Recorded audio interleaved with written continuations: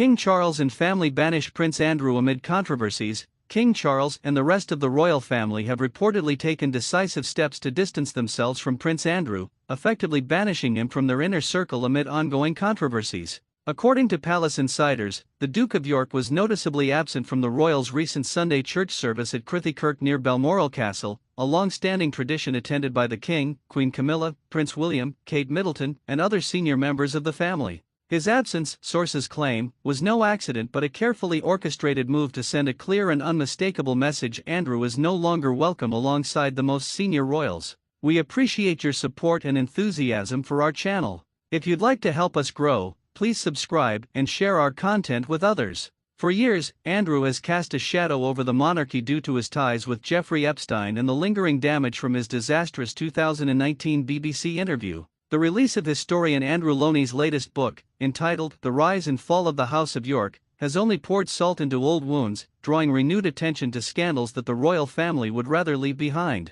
Reports suggest that King Charles views Andrew's presence at official or semi-official gatherings as too toxic, fearing it would distract from the focus of faith, duty, and tradition and instead thrust the family back into the harsh glare of scandal. Palace sources told journalist Rob Shooter that Andrew's exclusion from the Balmoral church service was no oversight. Rather, it was an intentional demonstration of where he stands in relation to the monarchy. The message is clear, one insider shared. He's no longer welcome in the pews alongside the King, Queen, or the Prince and Princess of Wales. The move highlights the growing sentiment within the family that Andrew's public appearances risk turning solemn royal moments into a media circus centered around controversy. The Duke of York, however, reportedly still considers himself part of the core family, despite the fact that his relatives appear to have moved forward without him. While Andrew clings to his royal identity, those closest to the crown have made it plain that the monarchy's survival depends on cutting ties with scandal. The Windsors have moved on without him, a confidant explained.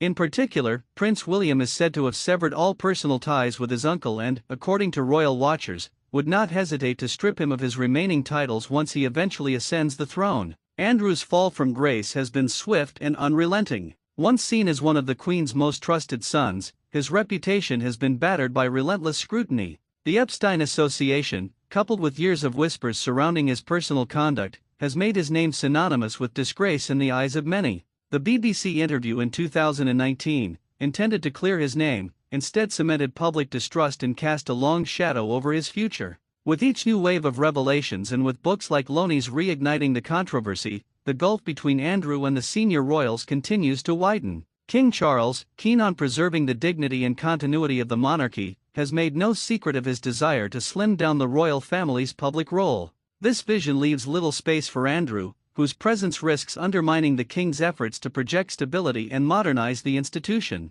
By excluding Andrew from even the private tradition of Sunday worship near Balmoral, Charles has reinforced the notion that the Duke of York is firmly on the outside looking in. The situation underscores a painful reality for Andrew. While he may hold on to titles and a place in the line of succession, his standing within the family is all but symbolic. He is tolerated in private but banished from the public-facing heart of the monarchy. As the royal family works to maintain its relevance and credibility, Andrew has become an emblem of the very scandals they are desperate to leave behind. For now, the Duke may attempt to align himself with the family's legacy, but the reality is starkly different. King Charles and the senior royals have drawn a firm boundary, making it clear that his involvement is not welcome at the moments that define their public unity. In the words of those closest to the family, Andrew's chapter within the royal narrative has effectively closed, and the Windsors are charting their future without him. Thanks for watching till the end.